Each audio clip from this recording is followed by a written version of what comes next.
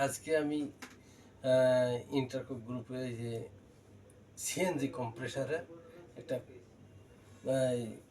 Cross liner নিয়ে আমি কথা বলবো আপনাদের সাথে।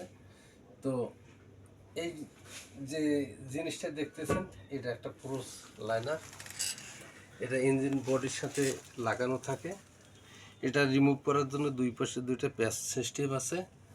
তো এখানে এই বডির যে ক্র্যাঙ্কশ্যাফটের পিস্টনটাকে মানে 90 ডিগ্রি অ্যাঙ্গেলে যে কার্যক্রম করতে এই ক্রসহেডের গুরুত্বপূর্ণ। এখানে আপনার যে 90 ডিগ্রি অ্যাঙ্গেলের যে পিস্টনটা আপ ডাউন করবে, তো এখানে এইটার ভেতরে ক্রসহেড থাকে।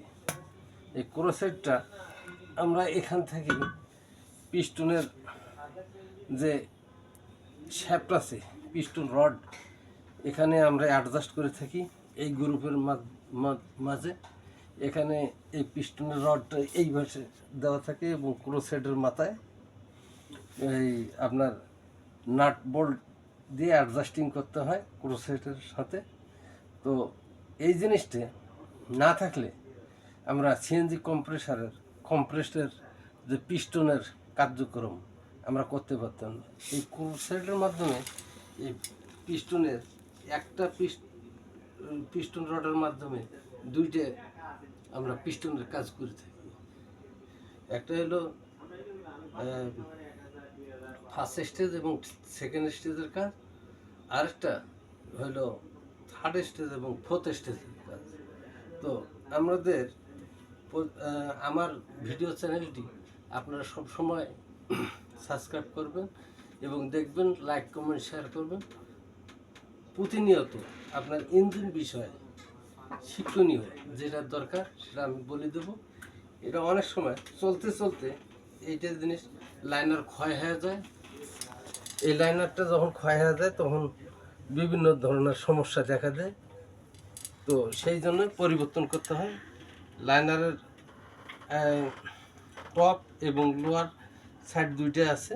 এই টপ এবং লোয়ার সাইড এই দুইটাই খায়া গেলে এটাকে পরিবর্তন করতে হয়। সর্বপ্রথম পিস্টন পরিবর্তন করতে হয়, তারপরে করতে হয় এই লাইনার বডিটাকে। তো আমরা সবসময় এই ক্রসহেডের যে জিনিসটি এখানে স্থাপন করে থাকি। আরও বিশদ আলোচনা করব পর্যায়ক্রমে।